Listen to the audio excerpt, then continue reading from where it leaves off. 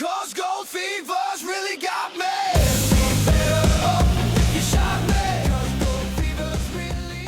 Oh, hey guys, Keithy6 here, metal detecting in Alaska. Well, I've kind of been out of commission the last couple weeks. I took a hard fall, tore my rotator cuff, and ripped my bicep. So while I've been healing, I've been doing a lot more research on Alaskan myths and legends.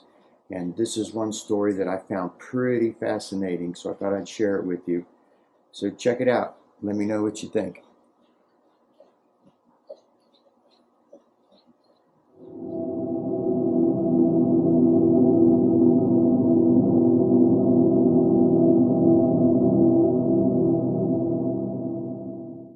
The idea that some sort of monkey once haunted the wilderness of North America echoes an ancient and little-known native legend of Alaska and the Yukon Territory, originating in the watershed of the Copper River, a remote valley tucked between the Wrangell, Chugach, and Cet'aenns mountains of southeastern Alaska, historically inhabited by members of the Out-New Nation. According to the Out-New, vicious long-tailed men once lived along Tanada Creek.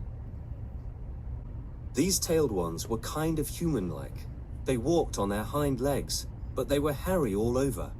They did not wear any clothes, and they had long tails, as being vaguely human-like in appearance. It had body hair, they said. There was no hair on its face. They say its face was like a man's. Its hands were like a man's hands. Several hundred years ago, so the story goes, members of an Atma band who camped at the confluence of the Slana and Copper Rivers at the site of present-day Slana, Alaska, began to mysteriously disappear.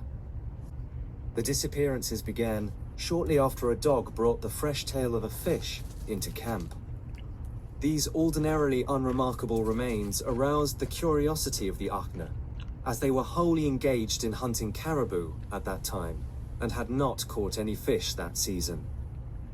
Suspecting that another band was encamped nearby, several Atma scouts headed up the Copper River towards its headwaters to locate their mysterious neighbors. They never returned from their excursion. More disappearances took place in the area throughout the ensuing months.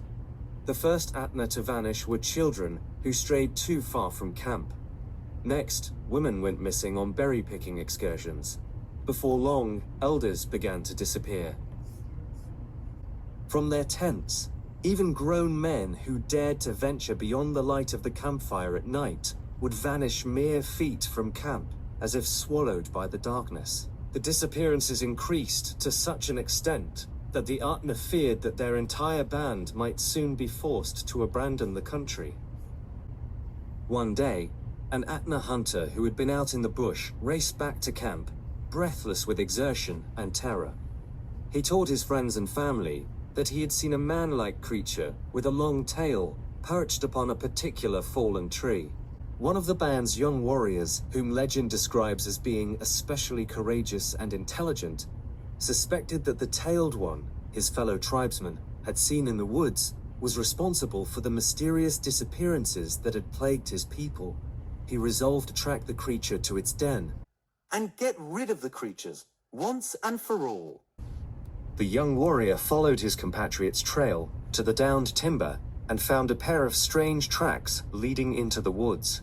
He followed the paw prints to a hidden trail which cut through the forest and proceeded down this secret path. As he walked, he covered his own footprints with grass so that his pursuit would go unnoticed by any observant enemies who might enter the trail behind him. The brave came across lengths of grass rope stretched across the trail, components of primitive traps which he managed to avoid springing. After following the tracks for some time, the brave came to a hill south of the present-day Alaskan village of Metas, which sits on Tanada Creek, just upriver from its junction with the Copper River. About 14 kilometers, 8.5 miles southeast of Slana. There, the warrior spied a handful of tailed men in the distance. The creatures used their tails to propel themselves, curling them between their legs and recoiling them in such a manner as to push themselves forward. Careful to avoid detection, the brave picked his way through the forest and placed himself windward of the creatures so that they would not pick up his scent. That accomplished, he climbed a tall tree and concealed himself within its upper branches. From his high perch, he had a clear view of the monkey people, whom he discerned were playing a game with some sort of ball, shrieking with hideous delight as they rolled the round object back and forth to each other. After watching the game for some time, the brave realized, with a thrill of horror and rage, that the ball with which the tailed ones were so gleefully playing was really the decapitated head of a young man who had recently disappeared from camp. No sooner had the warrior made this appalling observation than it began to rain. Appearing to dislike the water, the tailed ones abandoned their sport and headed further up the trail. The young man scrambled down the tree and followed them, prudently maintaining a safe distance. Eventually, the monkey people came to a cliff which ran along the banks of the Copper River. Near the top of the escarpment were 8 caves, each of them sufficiently wide to accommodate an adult human. One by one, the Cet'aenn climbed up the cliff and disappeared into the caverns. Certain that he had discovered the den of the creatures who had been killing his people, the young man ran back to camp and informed his fellow tribesmen of this new intelligence. With the disappearances of their loved ones fresh in their memories, the Atna unanimously agreed to rid themselves of their tailed tormentors as soon as they could. Considering the undeniable craftiness of Monkey Man, they knew that the only way to achieve this end would be to completely annihilate them in a single surprise attack. In order to ensure that this dangerous operation, so critical to their survival, was executed as smoothly as possible, they deliberated for some time and formulated a plan of attack, which required the participation of every member of the band. When their preparations were complete, all the Atna men and women followed the warrior to the caves of the Cet'aenn, the former carrying their weapons, and the latter holding either torches or bundles of green branches. They finally arrived at the den of the monkey people, the vicinity of which was strewn with human bones, all of them thoroughly gnawed and stripped of flesh. There, the women tied the green branches they had collected into 8 bundles, and affixed each bundle to the end of a long pole. Then they built a roaring fire at the base of the cliff, and held each bundle over the flames until it was smoking. That accomplished, they used the poles to hoist the smoking wood up the side of the cliff, and stuffed the bundles into the mouths of the caves, and in no time, the caves were filled with smoke. Their task complete, the men positioned themselves around the foot of the escarpment, their weapons at the ready. As expected, the monkey people began to emerge from their smoky domicile, screeching as they sought fresh air. One by one, they crawled out of their burrows, only to be struck down by the spears, arrows, and war clubs of the Atna warriors who were waiting for them on the outside. Some of the monkey men fought viciously with their besiegers, and one warrior was killed in the struggle. In spite of this stern resistance, the Atna managed to slaughter what they believed to be every last Cet'aenn, and returned to their camp later that night, never to be bothered by the tailed ones again. Legend has it that the caves of the Cet'aenn can still be seen dotting the cliffs along the river, and that fragments of ancient charcoal and scorched arrowheads, relics of the battle between the Atna and the monkey men, can still be found therein. Atna oral history clearly indicates that a number of native tribes throughout the northwestern corner of North America share a traditional belief in predatory tailed men who once prowled the Alaskan and Yukon wilderness.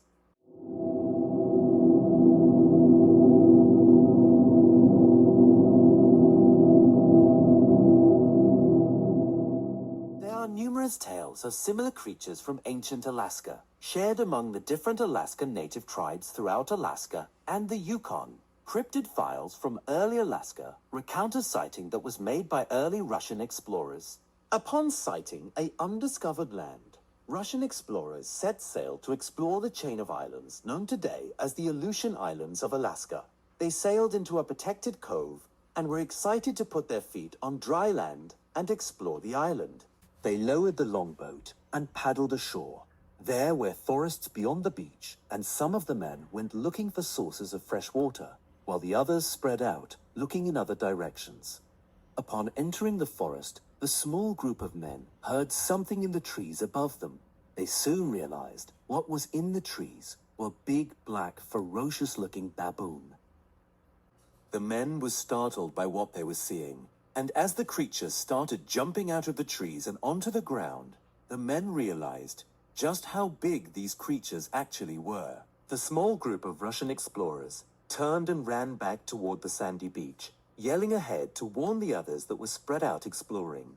The other men saw dozens of the black creatures chasing the small group of men that just came out of the green trees.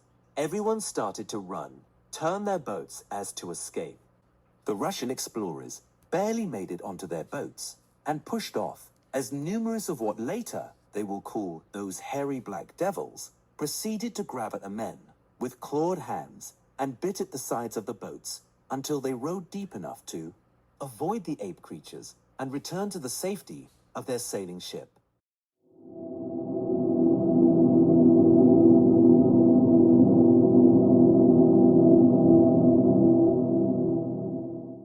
Modern research continues as stories of unknown creatures keep coming out of remote interior Alaska.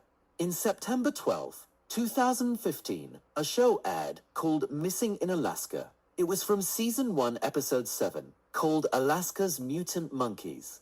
The crew landed in Fairbanks and spoke with locals about recent eyewitness accounts. One such story was from a fly fisherman who was out in the Chattanooga area fishing one day. When he felt like he was being watched, he proceeded to keep fishing, but still had the feeling of being watched. As the fisherman looked across the shallow river, he saw a line of bushes along the shore. He looked at them and had to do a double take, and then he saw them. Hairless faces staring out from the bushes. At first it was one, then another and another. The man stood frozen in disbelief. The creatures started to come towards him. Walking into the shallow river, the fisherman turned and dropped all of his fishing gear and started to run, falling into the river. He scrambled to get up as fast as he could and ran to his old Ford pickup truck parked on the opposite bank of the river. The man barely made it into his truck before what looked to be a dozen or so 3 to 4 foot dark, baboon-looking creatures that had big sharp teeth and growled ferociously. The fisherman thought he was done for. He fumbled with his keys and finally was able to start his truck. Being that the truck was old, the exhaust was loud, and when it started, it let out a low, deep vroom sound, which startled the black creatures, causing them to flee back to the side of the river that they came from. During this episode, the investigative team decided to do a search in the area where the fisherman reported seeing the black creatures. They found 2 different campsites that looked abandoned, but all their camping gear was left behind. But something was wrong. Blood was found on a few objects, and the tents were torn by what looked like claw marks. Later, the crew found a path that led them to a section of the hill that was like a big V, getting more narrow as they walked. Then they started hearing the growls in the trees, which they followed. They finally realized that they were being led into a trap. An area in which branches and fallen trees had been piled up on 3 sides. The crew noticed old bones laying on the surrounding ground. They believed that prey gets led into an area like this with no way out and is attacked by a predator. If you're ever out camping in the wilds of Alaska, pay attention. You never know what could be watching you from up in the trees. Now for my very own personal sighting of a hairy black devil. It was back in 2015. I drove with a friend in his old pickup truck to check out the remains of an old gold rush town called Circle, Alaska, set along the banks of the Yukon River. I always wanted to see what remained of this historic town. After checking out some of the old building that remained, we walked to the banks of the Yukon River and watched the river for a while as it flowed by. I would love to go metal detect around in this area. I bet you would find some really cool stuff. It was starting to get late in the evening, so we decided to head back towards Fairbanks. We started the long drive back. The landscape consisted of big rolling grassy hills with very few trees. I was kinda tired, so I was sitting and just staring at the hillside as we drove. I happened to look up towards the top of the hill we were passing, and I noticed a lone tree. Something moved from behind the tree, stepping out into sight. I couldn't believe what I was seeing. I had to do a double take. Something that was big and black had stepped away from the tree, exposing itself. I had recently read some of the Alaskan native legends from the Tanana and Copper River valleys of the long-tailed monkey people, or hairy, black devils, and now I think I'm actually looking at one. I yelled to my friend, "Stop, the truck!" The road is gravel in the section, and when he stopped, a dust cloud surrounded us. I got out of the truck and was going to start running up the hillside. I wanted to see what it was, or even get a picture with my phone. We didn't know, because of all the dust from the road, but another vehicle had been a little ways behind us, and as I started up the hill, this other vehicle came by so close, nearly rear-ending us. My friend got freaked out, and started yelling, "Come on, man, we almost got hit. Let's go already." And as we drove away, I kept looking back to see if the creature was still there. But when the car nearly hit us, they blew their car horn, startling off the unknown creature. After reading all of these encounters with these creatures, no matter what you call it, there has to be something to it. Over 20,000 people have gone missing in Alaska since the 1970s. Are these creatures still out there? And are they responsible for some, if not all, of these disappearances?